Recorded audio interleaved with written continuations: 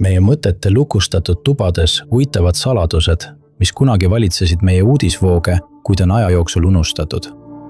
Need on 10 kummitavat mõistatust, mis lahendati aastatel 2025 ja 2026. Number 10. Peruu Andiide lõunaosas asub Pisco org, kus asub aukude kogum, mis ulatub peaaegu 1 miili pikkuseks. Et 5200 auku on teadlaste mõtteid vaevanud juba sajandi jooksul.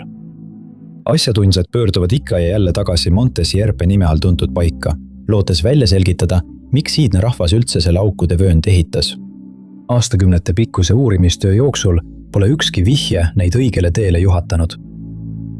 Selle moodustise kohta pole olemas ühtegi kirjalikku ülestähendust, mistõttu selle eesmärk on jäänud vaid oletuste tasemele.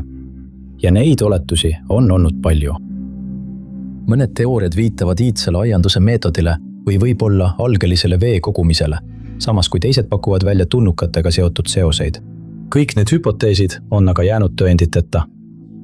2025 aastal äratas see paik siiski taas huvi ning sellele tehti taas põhjalikke uuringuid, ainult et seekord saime vastused, mida olime otsinud.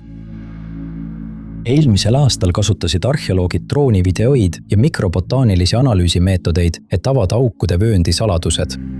Uuringus osalenud eksperdid arutasid, kuidas Monte Sierpe tohutu ulatus tegi selle uurimise keeruliseks, kuid droonitehnoloogia abil on nad suutnud määrata mitmesugust teavet. Näiteks on iga auk 1-2 meetrit lai ja 0,5-1 meetrit sügav.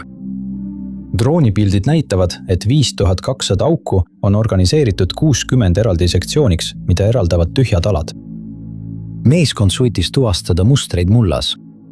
Nad leidsid 12 reast koosneva sektsiooni, kus read vaheldusid 7 ja 8 auguga, mis viitab sellele, et selles konstruktsioonis oli teatav organiseerituse tase.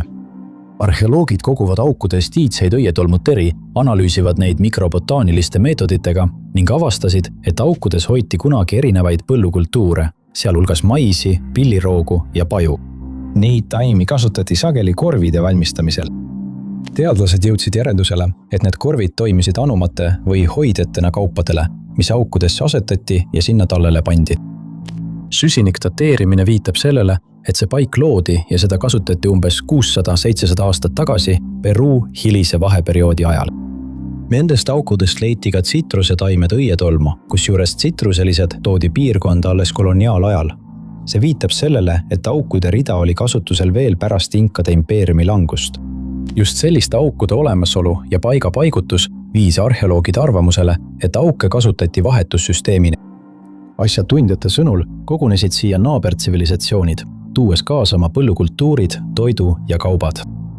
Iga eseme kindel kogus pandi aukudesse ja see seostati vahetuseks pakutavate kaupadega. Näiteks maisi teatud arv aukudes oleks võrdne kokalehtede või puuvilla teatud arvu aukudega. Ekspertide sõnul laiendati vahetusturgu tõenäoliselt Inkade impeeriumi ajal, kus seda kasutati pigem raamatupidamise tööriistana, nagu Exceli tabelit. Arheoloogid märkisid, et aukude segmenteeritud paigutus peegeldab iidset Inkade arvestussüsteemi, kus kasutati sõlmitud nööre nimega kipu. Üks selline seade, milles oli 80 nöörigruppi, leiti varem Pisco orust. Meeskonna juhtiv arheoloog Dr. Jakob Pongers selgitas, et nendele nööridele sõlmitud numbrid paljastavad keeruka aritmeetiliste seoste süsteemi, mis näib olevat ainus säilinud arvestus Monte Sierpe toimunud raamatupidamisoperatsioonidest.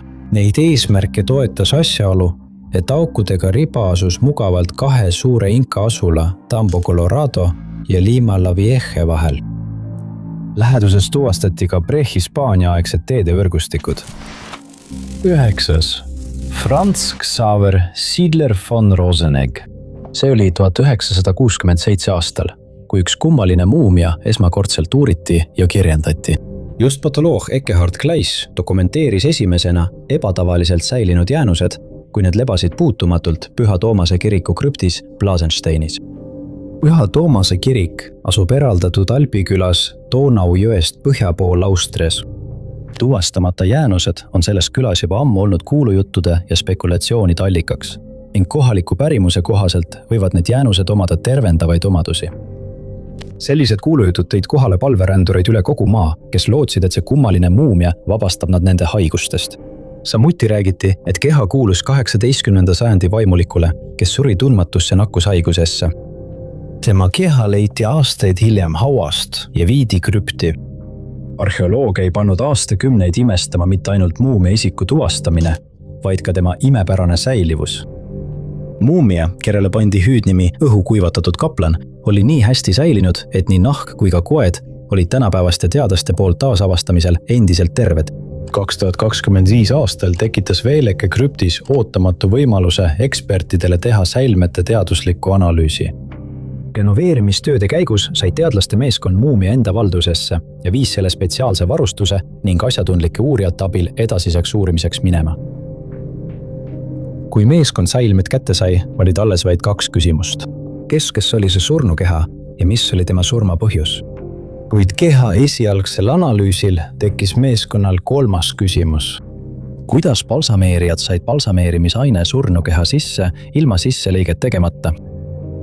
AT-skaneeringute, radiosüsiniku dateerimise ning luu- ja koenägiste keemilise analüüsi abil suutsid teadlased selle muumia mõistatuse lahendada.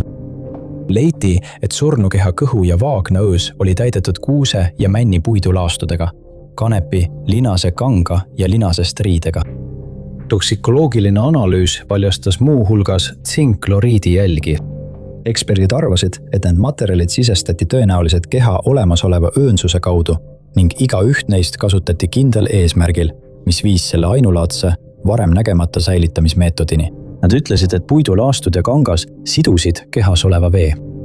Tsinkloriidil oli kuivatav toime ja see vähendas ka bakterid tema soolestikus, võimaldades kehal väga kaua tervena püsida. Säilitamismeetod, kus kasutati olemasolevat õõnsust, näiteks suud või pärakut, erines teadaolevatest meetoditest, mida kasutati Vana-Egiptuses, kus protseduuri jaoks tuli keha avada. Meeskond usub, et see meetod võis olla 18. sajandil tavapärane, kui surnukeha tuli säilitada transportimiseks või vaatamiseks, kuigi selle kohta pole ajaloolistes õpikutes kirjet. Järgmine mõistatus, mille nad pidid lahendama, oli muumia isiku tuvastamine. Radioaktiivse süsiniku meetodil määrati, et isend suri ajavahemikus 1734 kuni 1780. On oletatud, et isik oli vanuses 30 kuni 50 aastat. Keemilised isotoobid peegendavad taimseid ja loomseid valke, mis viitab sellele, et ta tarbis kõrgekvaliteedilist toitu, paigutades ta valitsevasse klassi. Tema lülisambast võetud luuproovide põhjal tuvastasid eksperdid ka, et see inimene elas elu, milles puudus raske füüsiline tegevus. 18. sajandil ei olnud palju kõrgeid ametikohti, kus tähtis isik ei oleks pidanud tegelema mingisuguse pingutust nõudva tegevusega. Just selliste väidete põhjal jõudis meeskond järeldusele, et see inimene oli tõenäoliselt preester. DNA analüüs kinnitas nende teooriat, tuvastades säilmed kui Franz Xavier Siedler von Roseneck, aristokraat ja munk, kellest sai St. Thomas Amblasensteini koguduse vikaar. Tema elu lõppes 1746 aastal, kui ta oli 37 aastane. Uuring näitas, et vaimulik võis sel ajal kogeda toidupuudust, mille tõenäoliseks põhjuseks oli Austria pärilussõda.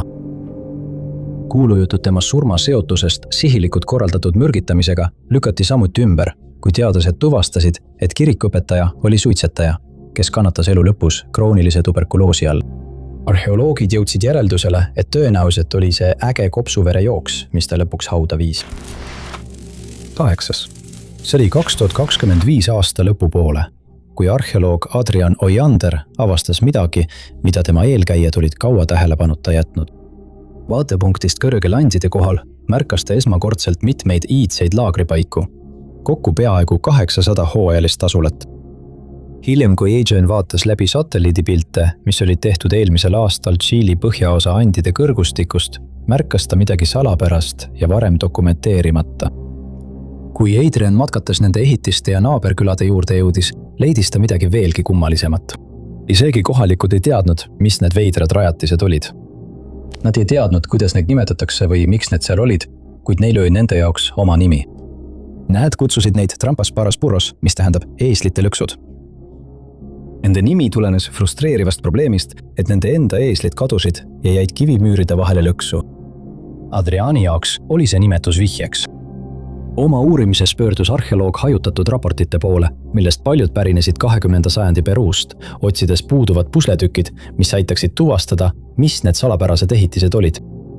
Just nende dokumentide kaudu mõistis ta, mis need megastruktuurid olid. Peruu tekstid rääkisid massiivsetest kiviehitistest, mida tunti nimega Chaco, ja et neid kasutasid iidsed inkad. Inkad kasutasid neid ehitisi kuninglike jahtide ajal. Adriana vastas, et veekujulised müürid olid loomapüünised, mis olid mõeldud spetsiaalselt viikunjade, laamalaadsete loomade püüdmiseks. Neid oli kunagi selles piirkonnas palju, kuid pärast hispaanlaste saabumist kütiti nad peaaegu väljasuremiseni. Neid püüniseid, mida sageli nimetatakse kõrbelohedeks, kasutati lehterilaadse süsteemi abil. Neid kasutati selleks, et suunata tormavad metsloomade karjad kesksesse auku. Siin kas taltsutati neid, aeti laagritesse, kasvatati või kasutati liha saamiseks. Adrian uuris veel satelliidifotosid, et leida täiendavaid tõendeid Chaco kohta.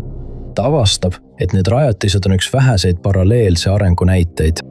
Antropoloogid on märkinud, et kogu iidse ajaloo jooksul on erinevad ühiskonnad iseseisvalt välja arendanud sarnaseid tehnoloogiaid, hoolimata sellest, et nad pole omavahel kokku puutunud. Nad nimetavad seda nähtust konvergentsiks. Chaco, nagu Adrian hiljem avastas, oli loomade püüdmiseks levinud meetod ning teda hämmastas, kui paljud neist olid nii kaua dokumenteerimata ja uurimata olnud. Number 7. 2026 aasta alguses suundus Cambridge ülikooli bakalaureuse tudengite meeskond, mida juhtis Cambridge'i arheoloogiaüksusest doktor Oscar Aldred Wandlebury loodusparki, et uurida kuulsat ringvallide süsteemi, muldvallide ja kraabide jada, mis tähistab rauaajal ehitatud mägilinnust, mis rajati 1000 aastat enne viikingite ajastut. Selle paiga rauaaegsed rajatised muudavad selle populaarseks sihtkohaks kooliekskursioonideks, pereväljasõitudeks ja tudengite uurimistöödeks. Ülikooli arheoloogiaosakond on teinud koostööd kohaliku heategevusorganisatsiooniga Cambridge Past, Present and Future, mis on ühtlasi ka Wandlebury omanik. Heategevusorganisatsioon lubab ülikoolil korraldada tudengite praktika kaevamisi ning on seda teinud juba aastaid. Kuid 2026 aastal tehti sellel alal kõige olulisem ja õõvastavam avastus. Arheoloogideks õppivad tudengid said kindlasti rohkem, kui nad eales oleksid osanud arvata. Keegi, isegi kaevamist juhtinud professor, ei arvanud, et siit leitakse inimjäänuseid. Viimane leid avastati 1976 aastal, kui torm murdis puu juurtega välja ja paljastas 5 luustiku kogumi. Sellest ajast alates pole seal enam selliseid jäänuseid leitud ega ka viikingi ajaga seotud ainulaadseid avastusi tehtud. Alguses tundus õppe kaevamine lootusetu. Midagi eriti ei leitud ja rühm hakkas lootust kaotama. Kuid siis ilmusid välja tõendid ühishaua kohta. Koos pühkisid nad kiiresti prahi kõrvale, et paljastada 9. sajandi pekskruuste haud. Peale selle, et see oli esimene omataoline leid alates 1976 aastast. Ei paistnud jäänustes esmapilgul midagi ebatavalist olevat. Lähemal uurimisel avastas meeskond, et üks säilmetest erines teistest märkimisväärselt. Näoga auku visatuna leiti seal täielikud jäänused 18-24-aastasest mehest. Ta pikkuseks mõõdeti vähemalt 6 jalga ja 5 tolli, mis on märkimisväärselt pikem kui keskmine pikkus 5 jalga ja 6 tolli. Uuringu kohaselt oli ta sõna otseses mõttes hiiglane. Ebatavaline pikkus oli aga alles selle mõistatuse algus. Edasine analüüs paljastas suure ovaalse augu läbimõõduga 3 sentimeetrit, mis oli puuritud mehe koljusse. Auk viitas sellele, et mees oli läbinud trepanatsiooni, iidse kirurgilise protseduuri, mille käigus elava inimese koljusse tehakse auk ja mida võidi teha mitmetel erinevatel põhjustel. Auk asus kolju tagaosas vasakul küljel ning sellel olid näha ka paranemise tunnused. Ja just see meditsiiniline protseduur võimandas arheoloogidel ja teadlastel keerulise mõistatuse lahti harutada. Nad väidavad, et trepanatsiooni kasutati erinevate seisundite, sealhulgas migreenide, krampide ja psühholoogiliste probleemide sümptomite leevendamiseks. Viikingi hauast leitud hiiglane eemaldati leiukohast ja teda uuriti põhjalikult, kus eksperdid võrdlesid tuvastavaid tunnuseid teiste leidude ja teadaolevate meditsiiniliste anomaaliatega. Nad keskendusid kasvuhäiretele, kus teatud hormoonide liigsus võis olla mehe pikliku välimuse põhjuseks. Üks seisund, mis võiks seda põhjustada, oleks kasvaja, mis mõjutas ajuripatsit. See teooria seletaks nii salapärast pikkust, kui ka põhjuse, miks tehti koljuleikus. asjatundjad jõudsid järeldusele, et auk puuriti kannataja koljusse, et leevendada kasvaja põhjustatud peavalusid. Isik paranes operatsioonist ja jätkas võitlust koos oma kogukonnaga, kuid hukkus ootamatult tundmatu sündmuse tagajärjel, mis jättis teised peata, tükeldatuna või kinniseotuna. Arheoloogid oletavad, et nende noorte meeste hukkumine oli seotud viikingite sissetungiga sakside juhitud Mercia kuningriiki. Number 6. Ramses II ehk Ramses Suur, nagu teda ka tuntakse, oli Vana-Egiptuse 19. dünastia 3. kuningas, kes valitses 66 aastat, olles Egiptuse ajaloo teine kõige pikema valitsusajaga valitseja.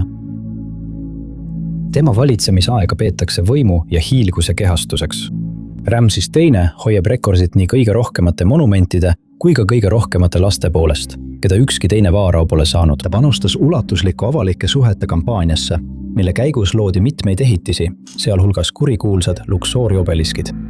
Kõnealune obelisk on see, mis viidi 1836 aastal kingitusena Pariisi Place de la Concordile. See on kaetud erinevate hieroglüüfidega ning sellele on graveeritud nimed, mida Ramses kuningana kasutas.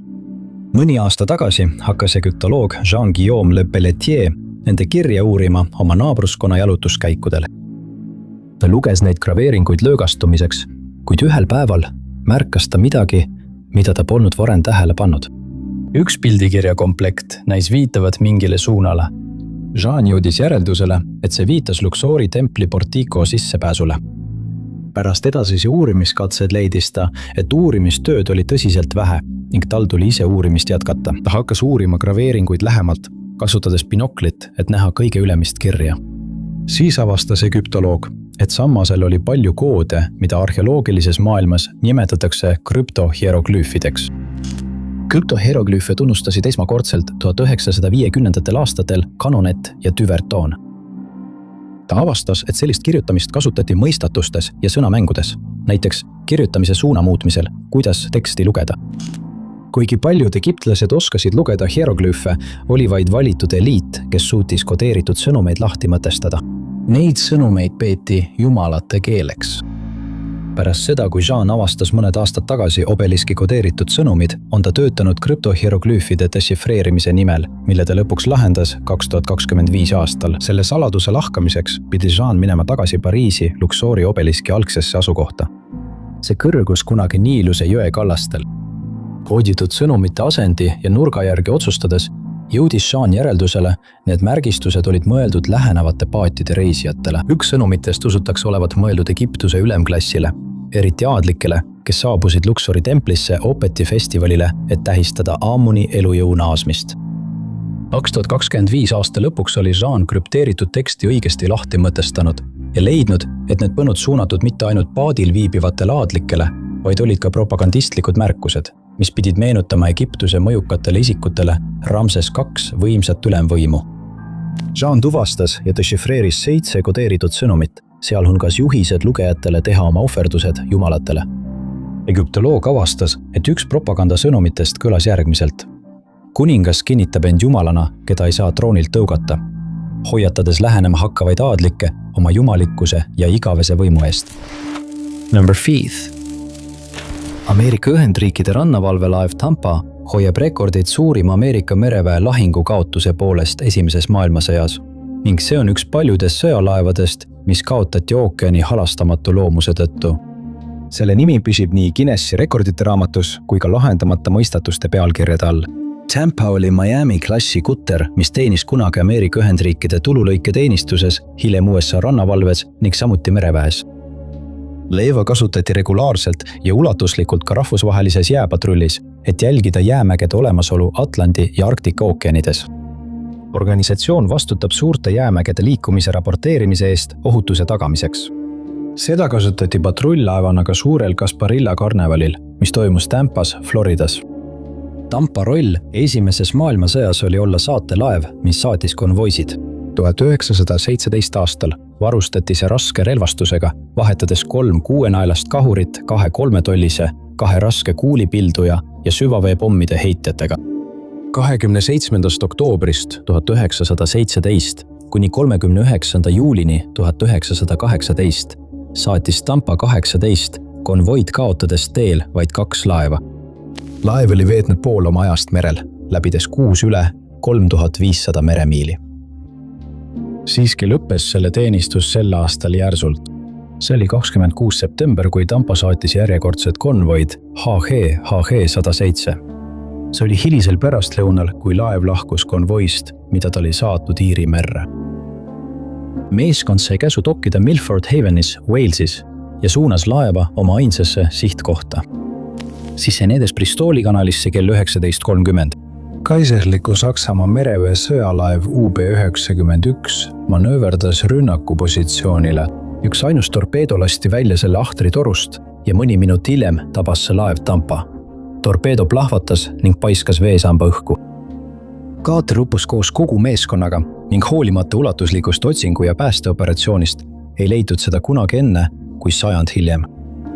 Selle aasta alguses, pärast 3 aasta pikkust uurimist ja teadustööd, leiti lõpuks Ameerika Ühendriikide rannavalvelaev Tampa. See oli tänu Gasparilla sukeldumismeeskonna pingutustele, kes töötasid koos teiste teadlastega, et leida ja tuvastada ammu kadunud laevavrakke. Gasparilla sukeldumismeeskond on vabatahtlike rühm, kes teeb koostööd ajaloolaste ja teadlastega ainult selleks, et leida neid laevu.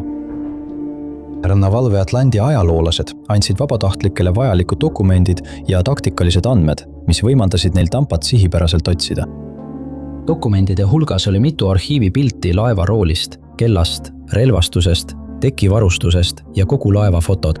3 aastat ja 10 sukeldumist hiljem kinnitasid Gasparilla sukeldujad lõpuks, et nad olid leidnud vrakipaiga, mis hoiab Esimese maailmasõja suurima Ameerika inimkaotuste arvu rekordit ühes ainsas juhtumis, lahendades sellega meremüsteeriumi.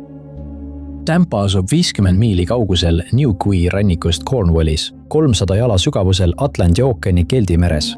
Laeva jäänused toimivad mitteametliku hauakivina, tähistades 131 meeskonnaliikme viimast puhkepaika, kes olid katastroofi ajal pardal. Number 4.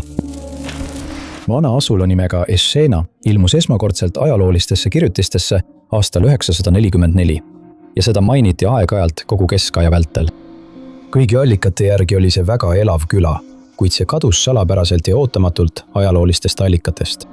Selle viimane mainimine oli 15. sajandil ja pärast seda näib, et see vajus unustusse. Kuigi varased allikad mainisid selgelt Eshena küla, olid ajaloolased siiski erimeelt selle olemasolus, sest kunagi ei leitud ühtegi füüsilist tõendit, mis kinnitaks selle tegelikkust. Alles üsna hiljuti saadi sellele küsimusele vastus.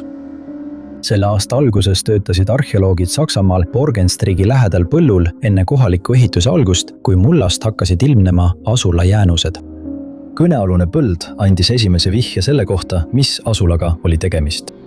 Seda nimetati Escheliniks, mis viitas võimalikule seosele ammu kadunud asulaga.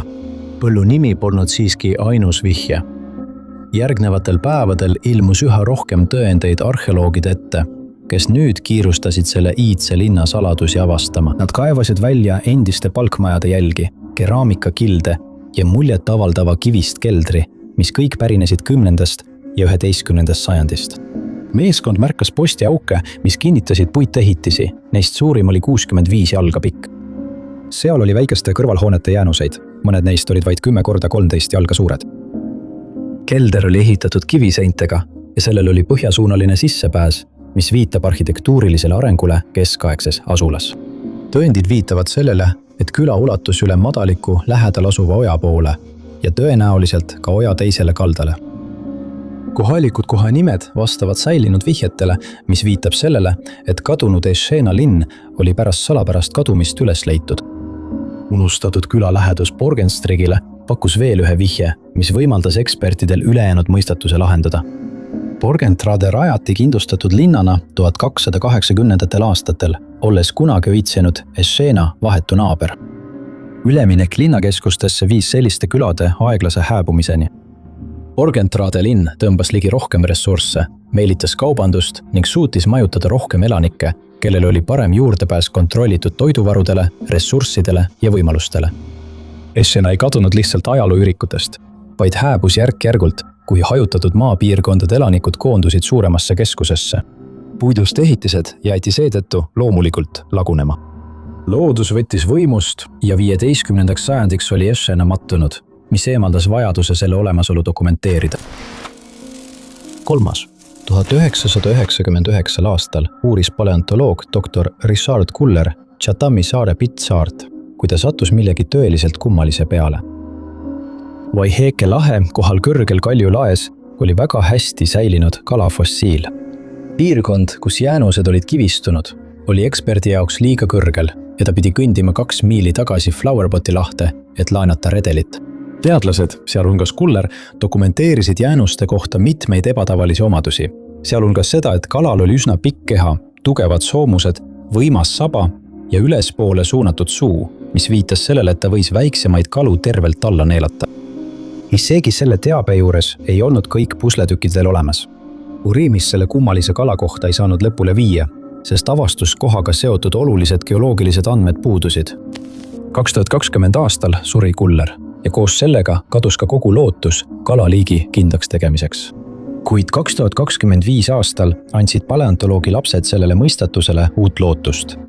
Sel aastal külastasid nad ülikooli korterit, lootes saada mõned fotod oma isast. Külastus lõppes sellega, et perekond otsustas annetada Kulleri vanad välipäevikud. Nende märkmete hulgas olid ka need, mis puudutasid algset Pitt Islandi ekspeditsiooni. Lõpuks, pärast kõiki neid aastaid, oli teadlastel olemas vajalik geoloogiline teave, mis võis aidata isendit tuvastada.